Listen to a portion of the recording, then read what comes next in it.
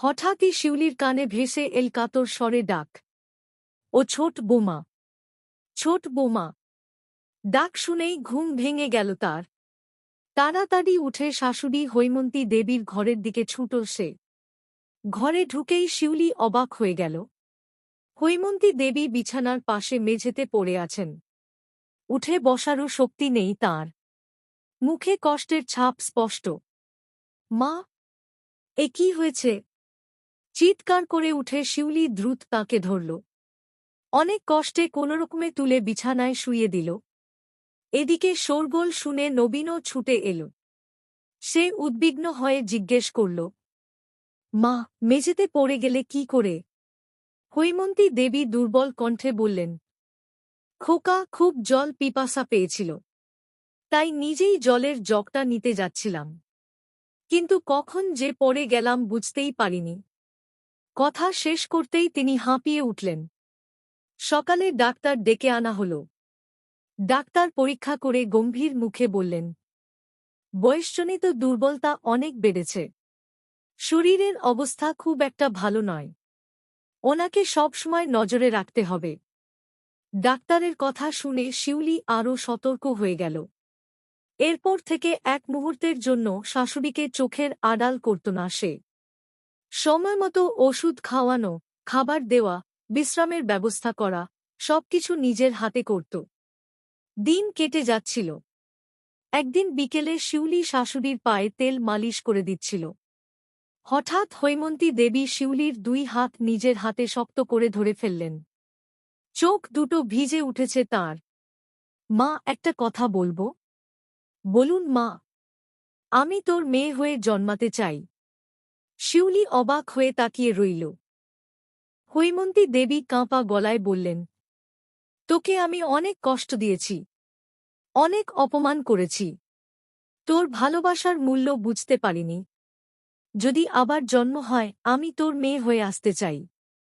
তোর কাছে আমার সব ভুলের প্রায়শ্চিত্ত করতে চাই। কথাগুলো বলতে বলতেই তিনি কান্নায় ভেঙে পড়লেন। শিউলির চোখও ভিজে উঠল। সে শাশুড়ির হাত দুটি নিজের কপালে ঠেকিয়ে বলল, চুপ করুন মা, শান্ত হন। হৈমন্তী দেবী স্নেহভরা চোখে তার দিকে তাকিয়ে রইলেন। তারপর মাত্র 2 ঘণ্টা কেটেছে। শিউলি রান্নাঘরের কাজ সেরে আবার শাশুড়ির ঘরে এল। দেখল হৈমন্তী দেবী চুপচাপ শুয়ে আছেন। সে কাছে গিয়ে ডাকল, মা, ও মা। কোনো উত্তর নেই। আবার ডাকল, তবু কোনো সাড়া নেই। শিউলির বুকটা কেঁপে উঠল। সে এগিয়ে গিয়ে দেখল শাশুড়ির বুক আর উঠানামা করছে না, নিঃশ্বাসও পড়ছে না। মুহূর্তের মধ্যে সব বুঝে গেল সে। মা! এক হৃদয়বিদারক চিৎকার বেরিয়ে এল তার বুক থেকে। কাঁদতে কাঁদতে নবীনকে ডাকল। মুহূর্তের মধ্যে বাড়ির সবাই ছুটে এল। বড়বৌমা, মেজ বৌমা, 3 ছেলে, সবাই স্তব্ধ। কিন্তু সবচেয়ে বেশি ভেঙে পড়ল শিউলি। সে শাশুড়ির নিথর দেহ জড়িয়ে ধরে কাঁদতে কাঁদতে বলতে লাগল, মা, তুমি আমায় ছেড়ে চলে গেলে। ঘরে উপস্থিত সবাই অবাক হয়ে দেখছিল। যে মেয়েটিকে একদিন এই বাড়িতে সবচেয়ে বেশি অবহেলা করা হয়েছিল, সেই মেয়েটাই আজ সবচেয়ে বেশি কাঁদছে। খবর পেয়ে পাড়া প্রতিবেশীরাও ছুটে এল। তাদের মধ্যে একজন দীর্ঘশ্বাস ফেলে বললেন, ভগবানের বিচার অদ্ভুত। যাকে একসময় অপা বলা হতো, শেষ পর্যন্ত সেই মেয়েটাই শাশুড়ির একমাত্র ভরসা হয়ে উঠল। ধীরে ধীরে সমস্ত শেষকৃত্যের কাজ সম্পন্ন হল। বাড়িতে আবার স্বাভাবিক জীবন ফিরতে শুরু করল। কিন্তু কয়েকদিন পরেই নতুন সমস্যা দেখা দিল। বড়বৌমা ও মেজ বৌমা শাশুড়ির গয়নার দাবি তুলল। তারা বলল, মায়ের গয়নাগুলো আমাদের ভাগ করে দিতে হবে ছোট। শিউলি কোনো তর্ক করল না। সে নিজ হাতে সমস্ত গয়না তাদের তুলে দিল। শুধু একজোড়া সোনার বালা নিজের কাছে রেখে দিল। দুজনেই অবাক হয়ে প্রশ্ন করল, এগুলো দিচ্ছ না কেন? শিউলি শান্ত গলায় বলল, এই বালা দুটো মা নিজে আমাকে আশীর্বাদ করে দিয়েছিলেন। এগুলো আমি কোনোদিন কাউকে দিতে পারব না। তার উত্তরে আর কেউ কিছু বলল না।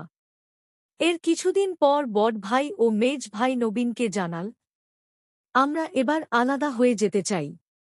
এতদিন মা ছিলেন বলে একসঙ্গে ছিলাম, এখন সংসারের খরচ অনেক বেড়েছে, আলাদা থাকাই ভালো। নবীন আপত্তি করল না। অবশেষে 3 ভাই 3 দিকে আলাদা সংসার গড়ে নিল। সময় আবার নিজের গতিতে চলতে লাগল। একদিন গভীর রাতে শিউলি একটি অদ্ভুত স্বপ্ন দেখল। স্বপ্নে সে দেখল হৈমন্তী দেবী তার সামনে দাঁড়িয়ে আছেন, মুখে স্নেহময় হাসি। তিনি বলছেন, মা, আমি আবার আসব, এবার তোমার সন্তান হয়ে তোমার কাছেই আসব। ঘুম ভেঙে যাওয়ার পর শিউলি স্বপ্নটার কথা খুব একটা গুরুত্ব দিল না। সকালে উঠে আগের মতোই কাজে ব্যস্ত হয়ে পড়ল। এরপর আরও 2 দিন কেটে গেল। তৃতীয় দিনের সকালে হঠাৎই সে বুঝতে পারল তার শরীরে নতুন পরিবর্তন এসেছে। ডাক্তারের কাছে যাওয়ার পর জানা গেল সে মা হতে চলেছে। খবরটা শুনে আনন্দে চোখে জল চলে এল তার। বিয়ের এত বছর পর যে আসার জন্য সে অসংখ্য রাত কেঁদেছে, সেই সুখ অবশেষে তার জীবনে এসেছে। বাড়ি ফিরে সে সবার আগে শাশুড়ি মায়ের ছবির সামনে গিয়ে দাঁড়াল। 2 হাত জোট করে বলল, মা, তুমি এসো, আমি তোমাকে খুব যত্ন করে রাখব। সময় এগিয়ে চলল। মাসের পর মাস কেটে গেল। অবশেষে এক শুভ দিনে শিউলির কোল আলো করে জন্ম নীল ফুটফুটে এক কন্যা সন্তান। মেয়েটিকে প্রথমবার কোলে নিয়ে শিউলির মনে পড়ে গেল সেই স্বপ্নের কথা। তার মনে হল হয়তো সত্যিই শাশুড়ি মা ফিরে এসেছেন নতুন রূপে। সেদিন থেকে মেয়েটিকে প্রাণের চেয়েও বেশি ভালোবাসা দিয়ে বড় করতে লাগল সে। আর প্রতিদিন মনে মনে বলত, ক্ষমা করার শক্তি মানুষের সবচেয়ে বড় শক্তি, কারণ ভালোবাসা কখনো হারিয়ে যায় না। একদিন না একদিন তা ভালোবাসা হয়েই ফিরে আসে। শিক্ষণীয় কথা, মানুষের প্রকৃত পরিচয় তার অর্থ, সৌন্দর্য বা সামাজিক অবস্থানে নয়, তার ব্যবহার ও হৃদয়ের মহত্বে। কলমে বর্ষা ঘোষ। অবলম্বন গল্পটির অন্তিম পর্বটি আপনাদের কেমন লেগেছে অবশ্যই কমেন্টে জানাবেন। ভালো লাগলে শেয়ার করতে পারেন।